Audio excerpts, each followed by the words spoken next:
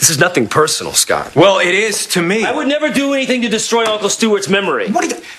That's exactly what you're doing here, JR. It was just a house. It's not even that now. It could be rebuilt, and you know it. But it wouldn't be the house that you knew. Not his house. Unbelievable. You know, I remember coming here when I was a kid to the big house, walking into this room. It was like walking into a castle. Expect to see kings and queens and soldiers in armor. And I remember there's a warrior statue right here.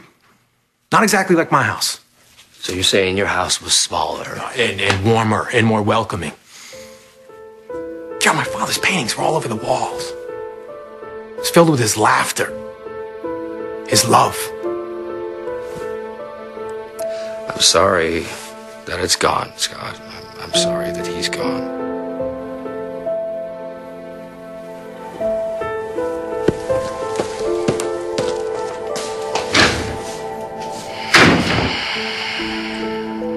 Okay, so you talked to Opal. Did she give you anything we could use? She mentioned how Ricky has such strong feelings for you and how you returned them.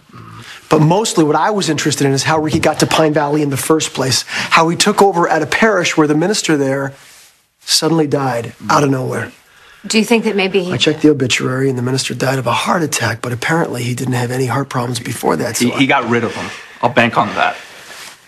And I'm getting less and less sure of you going through with this, Kendall. No, listen to me. Ricky is falling in love with me, all right? And as disgusting as that is, that's what'll keep me safe. And so will we.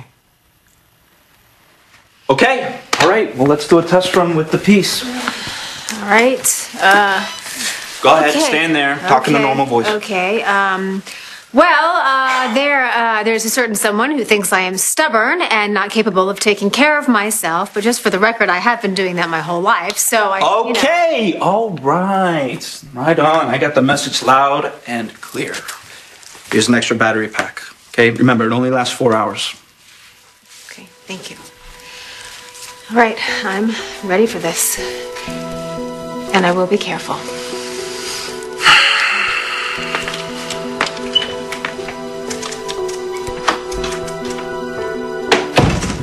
Hey, thank you for all you're doing. And it kind of goes without saying, but I know Kendall really appreciates it too. I don't want your life or your husband. I don't believe you. And my relationship with Emma, it is special because I think she's special. And she also happens to be Ryan's daughter, just like that baby you're carrying. You know, I remember you all wanting to be independent, having this baby on your own. Until I realized that Ryan deserves a chance to know his child. And that's why you're always trying to work your way back into his life, always being there for Emma. Is all in your head. Oh, really? Really? It's in my head? You're creating secret scrapbook web pages for Ryan. Okay, it wasn't a secret, okay? And I don't understand how you, with everything that you have, can care so much about my life. Because you won't stay out of ours. You're parading that belly around like it should just open doors for you. I'm not looking to have doors open for me. No? Really? It's not part of your plan? I don't have a plan, okay? And I didn't get pregnant intentionally. That's still up for debate. You knew I was pregnant for a long time and never told Ryan. Neither did you. Okay, if I wanted Ryan back, if I wanted to break the two of you up, don't you think I would have told him a long time ago about being pregnant? Not always easy to figure out why you've done what you've done. Didn't say you were bright. You're always trying to make me the problem in your life, Greenlee. But actually, you're the problem. You're the one who kept a secret from your husband. You purposely kept Ryan from knowing about his child, and now every time you see me, it reminds you of what you did to the man that you claim to love. If you come after Ryan, if you come after my life, that little thing inside you will not be able to protect you from me.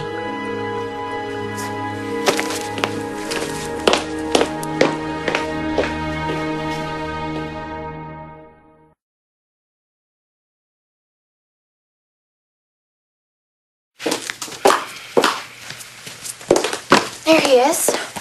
Hey, buddy. How was school today? Okay, I guess. You know, when I was your age, I used to love these half days.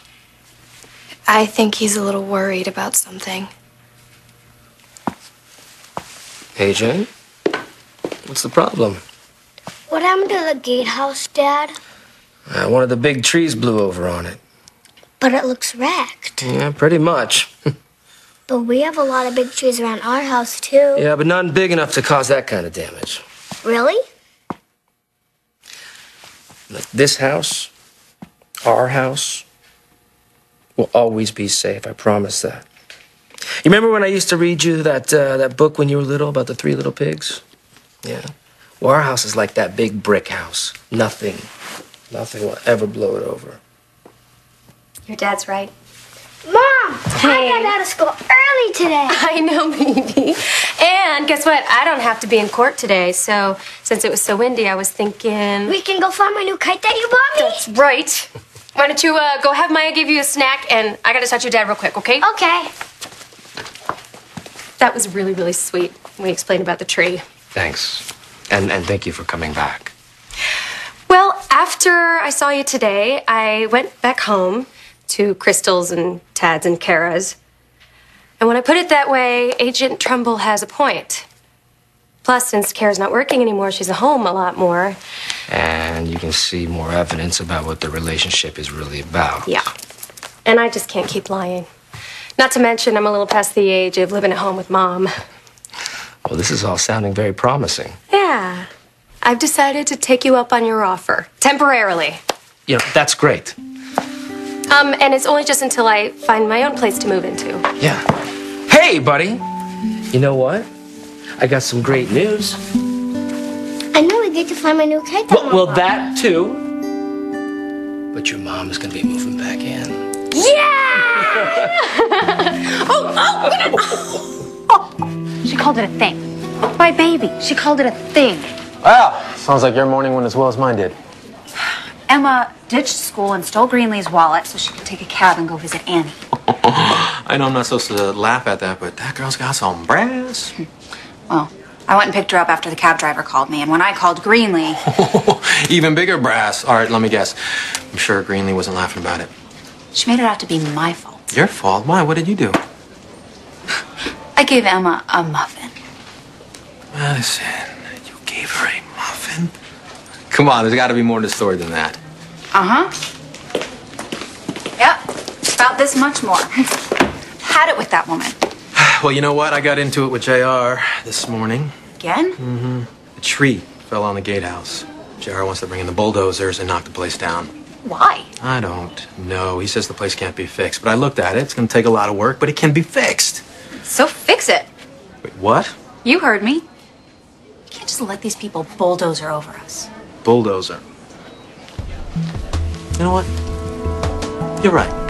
I've been thinking about getting a second job. I think I just found it. Yeah, to hell with JR. I will rebuild the gatehouse. There you I go. mean, it's not going to get me another paycheck, but I don't care. Because I'm going to get something so much more important. My father's house back.